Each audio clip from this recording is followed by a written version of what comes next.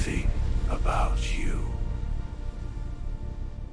We are the others, but we know you better than you know yourselves. We've been watching you for centuries. Today, you'll hear the next chapter in our chronicle of you. And as always, you won't like it. You are afraid of silence. For you, silence is not rest, but punishment. Your civilization is built on endless noise. And it's not just the sounds of your cities. It's the noise in your head, the noise of your technology, the noise you desperately use to drown out the emptiness inside. We hear your planet. And do you know what we hear? A constant hum. Cars, sirens, television, chatter, ads screaming, horns, notifications, alarms, music no one listens to, but everyone turns on in the background. It seems you're terrified of even a few seconds of quiet. The moment sound disappears, you rush to turn on music, the TV, the radio, a podcast, anything, as long as you don't have to face yourselves. Your cities never shut up. Day and night they roar, as if the very air is infected with anxiety.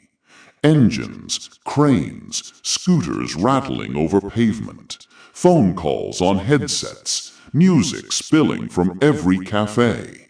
Even at night, when everything should rest, your streets shriek with sirens, the drone of air conditioners, the hum of refrigerators and elevators. It feels like an illness called fear of silence. You call this the life of the metropolis, but it's not life, it's escape.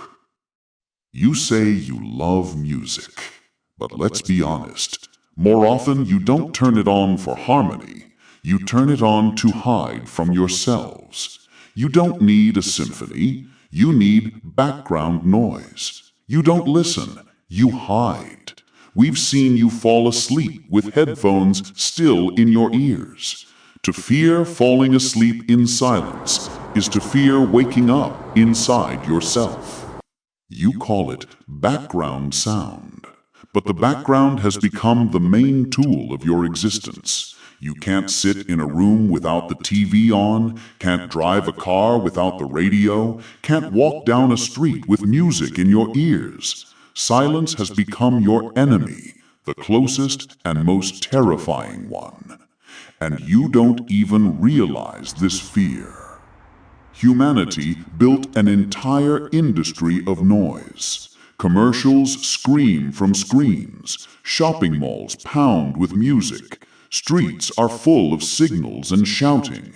You think noise makes you feel alive. But in reality, noise only reminds us that you still fear dying from a meeting with yourself. Social media is your new source of cacophony. Millions of voices shouting at once, and no one listens. You've replaced reality with an endless stream of other people's opinions and other people's fears. Your phones buzz every minute, and you grab them like a lifeline, not because it's important, but because it's noise. You call it freedom of speech, but it's not freedom. It's just fear of the pause, fear of the silence in which you might finally hear your own emptiness. Your children grow up in a world where silence is rare, surrounded by music from phones, noise from TVs, horns, endless words. They can't sit still. Their minds get addicted to constant stimulation. Any quiet feels like danger. You're raising a generation that won't fear war as much as it fears a pause between words. And what does that make you as a species? A civilization of perpetual anxiety. You think noise is progress, but noise is only a new name for your fear. You're afraid of stillness, of having no voice, no signal. because in that moment you might hear the truth.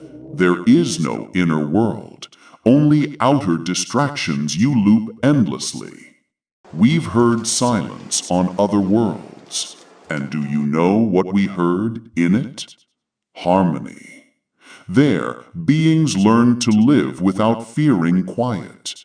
They built cultures around listening instead of speaking. Their music was born from silence, not meant to smother it.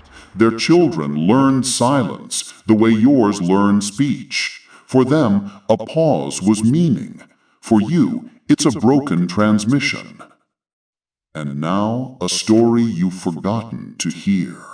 Once, nights on your planet were truly dark and quiet. Humans knew the whisper of wind and the crack of firewood, not the ping of notifications. Then you built factories. Machines roared louder than the sea, and you decided the noise of engines was the voice of progress. Rails, motors, conveyor belts. The industrial age made noise your national anthem. You learned to measure development in decibels, and the louder the world became, the more you confused volume with life. We saw cities grow upward while silence was squeezed into the cracks between buildings. We saw eras when electric light drove away the night's darkness, and with it, the night's silence. You learned not to sleep, and you forgot how to be still. You grew used to everything working 24/7, factories, stores, trucks, your own brains. Even your holidays became duties of noise. A quiet celebration feels to you like a mistake. But noise does not equal meaning. Look deeper, where it hurts. Noise is not only outside, it's inside. We hear your thoughts rushing like avalanches, colliding, clattering, leaving only dust where no single idea can stand. You call it multitasking, the update feed, staying informed. In reality, it's constant mental noise. It drowns out yourself, wrecks your focus, turns conversations into exchanges of sound, not meaning. Tell the truth.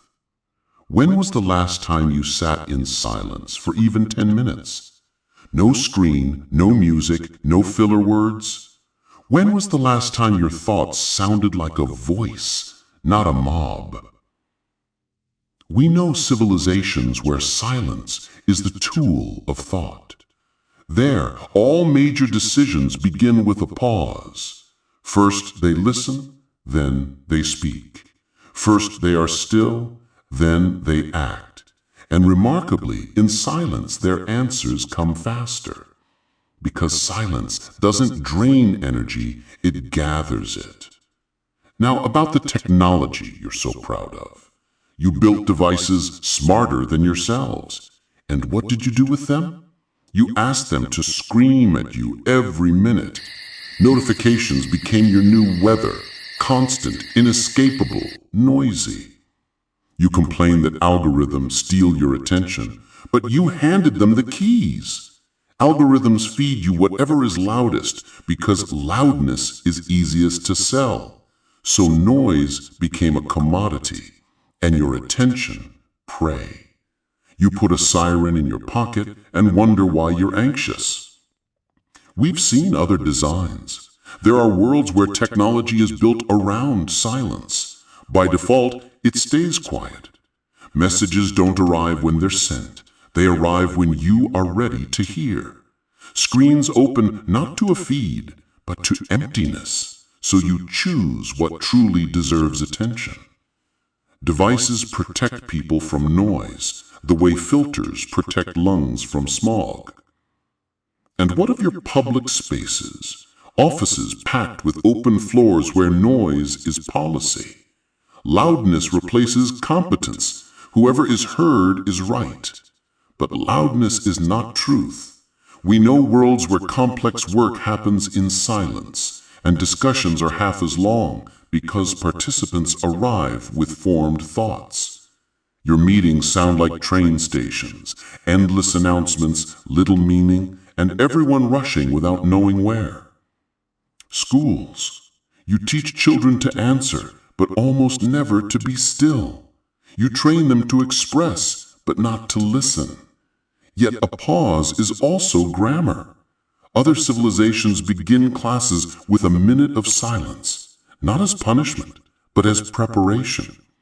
And their children hear the teacher from the first word because the echo of their own minds has already quieted. Relationships. You don't know how to sit together in silence. Even at home, you keep the TV on for background. Your conversations are often filled with empty words, only to avoid a pause. We know worlds where silence between loved ones is the highest form of trust. I'm with you, and we don't need to prove it with sound. For you, silence feels like danger. Something is wrong. You fear not conflict, but the pause. Advertising, your cultural siren. It screams only to outscream the rest. At one intersection, dozens of voices blast at once, each trying to be loudest. We've seen civilizations where advertising whispered or stayed silent. It was rare, respectful, and it was noticed precisely because silence was rare and precious. Imagine an ad with no sound, making no promises, just showing a breath of calm. In your world, that would be a mistake. In theirs, it was respect. But there is good music, you'll protest. Of course. Music that begins in silence and returns you to it. That is breath. But your music too often becomes a surgery of suppression, not of revelation. You'll play anything just to avoid hearing your own rhythm. To listen is to leave space for what wants to emerge. You fill that space in advance with noise. Now, the spiritual layer you abandoned. Your planet once had traditions that treated silence as a path. Monks, ascetics, thinkers who uncovered meaning from stillness. You inherited their quotes, but discarded their practice. Prayer became loud rituals. Meditation became fitness apps. Silence became relaxation playlists. A playlist is not silence. It's just another layer of sound, no matter how pleasant. We've seen cultures where silence itself was a form of speech. They had pause contracts. Before answering, one had to listen for at least as long as one spoke. Break it, and you were seen as rude. For them, time was a shared resource of listening. For you, it's a shared resource of shouting. You say silence terrifies you because in it, your thoughts become audible. True, silence is a mirror. It shows you who you are, and you do everything you can to never look in it. You replaced silence with anxiety. Your life is not a pursuit of truth, but a chase for distraction. You fear asking yourselves why, so you cram every second with sound, images, words. But you can't run from yourself. You carry your noise into silence and then wonder why silence recedes. Now, a few short examples of what others did where you chose noise. One world, caught in an epidemic of information, created an hour of emptiness, one silent hour each day when all public channels stopped by default. Anxiety fell, and the weight of words grew. When speech isn't constant, it starts to matter. Another world had night windows of silence in their cities. Not because of laws or fines, but out of respect. Traffic dimmed, lights softened, ads shut off, transport shifted to quiet mode. Cities woke up without mourning anger. And in another society, children first learned to hear the whisper of wind, and only then letters. Literacy began with silence, so their words held firm instead of scattering. You object, but the world is dangerous. Silence is a luxury. Wrong. Danger is an argument for attention, and attention is born in silence. You try to guard life with alarms and signals when you should guard it with clarity and listening. Noise doesn't save, it drowns the footsteps you needed to hear. You ask, what should we do? We don't give advice, we observe. But we can tell you what others did when they survived their epidemic of noise. They stopped treating silence as emptiness and started treating it as space. They designed devices that stayed quiet by default. They built pause protocols into schools, universities, courts, parliaments. They admitted loudness is not proof, and they stopped confusing signal with noise. Sometimes one honest experiment is enough. Leave 10 minutes in your day without sound or screens, not for meditation, not as a checkbox, but to hear what remains of you without background filler. If that frightens you, know this: you're not afraid of silence, you're afraid of yourself. We've seen civilizations that found answers in silence. They understood silence is not void, but space for truth. They learned to listen to the universe, not just to their own noise. Their scientists began not with argument, but with pause. Their artists drew music from silence. Their leaders spoke less, heard more, and failed less. And you still run. You pause songs, but not yourselves. You turn off alarms, but not your anxiety. You argue about freedom of speech, but fear freedom of silence. You scream to prove you're alive, but only in silence could you truly feel life for the first time. Yet in your own history, there are threads still within reach. An evening by the sea without phones, a forest at night where darkness restores hearing, a child's sleep unpierced by music, a conversation where two people don't rush to answer, and suddenly they understand each other. These small islands of silence, they are not your weakness, they are your bridges. Why do you fear silence? Because in it you hear yourselves, and you fear that truth more than any war. But this is not a verdict, it is an invitation. If you are so afraid of hearing yourselves, how will you ever hear the universe? We will return, and maybe next time we'll hear you not by your volume, but by your depth. Until then.